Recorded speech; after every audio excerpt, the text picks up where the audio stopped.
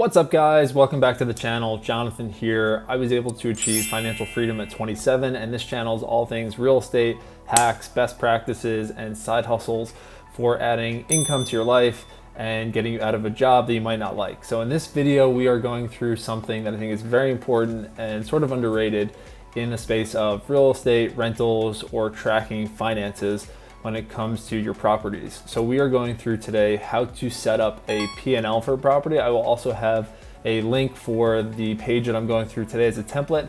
I know some of you guys are not sure how to track expenses. We do a combination of expense tracking in a spreadsheet or a Google Sheet, and then we have a bookkeeper. We actually are tinkering now with moving to QuickBooks as we scale up a couple other businesses along with the real estate properties. But for now, this is how we do it. And for some of you guys struggling, I think this can help. So again, what we're going over today is how to track your income and expenses in what's called a P&L, profit and loss, and how you can organize that in a way that makes sense for you to see how the property is doing. And also when you file your taxes, make sure that it's clear, concise, and very functional to operate in on a day-to-day basis. So let's just jump right in and start screen sharing. All right guys, so just jumping right in, this is a screenshot of what the P&L looks like that we use for one of our properties. As you can see here on the bottom, we have the tabs, and on the top left, we just start out with some basic stuff that I organize every year. When we do this on a yearly basis so that when we file taxes, it's very easy. We can just send this to our accountant or have our bookkeeper send it to the accountant and they can just kind of go through and see where we're at. But stuff like the address, the date that we either started the account or started the property, bought the property, and then the amount that we started with in the bank account. So that's what we're starting with. And then typically we'll start with a reserve amount as well of like 3x the mortgage. That's what Brittany, our bookkeeper, recommended. Makes sense just to kind of make sure that everything is in line and you have savings if something happens or a tenant stops paying or you have kind of a pop-up expense. So that's what it looks like on the top left. This is pretty simple, but just getting into what it looks like. And again, more of what this matters for is just having it organized. So once you have this template, it's easy to just kind of track your income and your expenses, but if you don't have it, it's kind of hard to organize or try to figure it out on a monthly basis.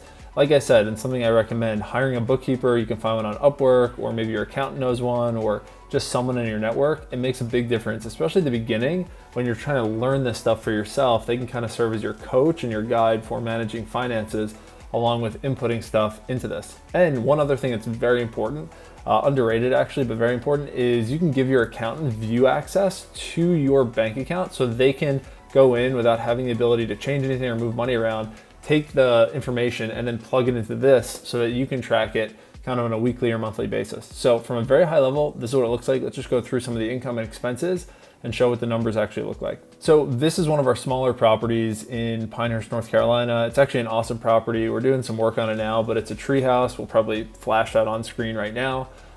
Purchased right at the beginning of COVID, so early 2020. And it is, I think, purchased for $150,000. It was furnished and now doing a little bit of touch up on it, but it's a cool property. We're renting it out actually on a 30-day minimum.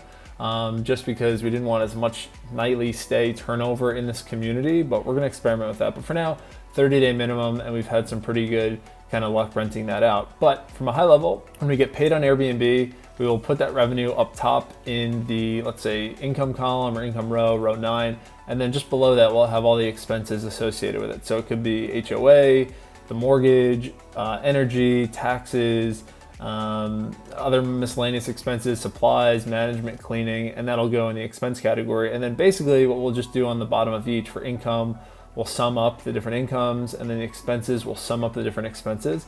And then we'll just line up what the cash flow is, basically just subtracting that out. So these months we were actually just doing it at a lower rate. We had a long-term tenant in place, but now as you can see, we're starting to push that up a little bit more, over $2,000 a month.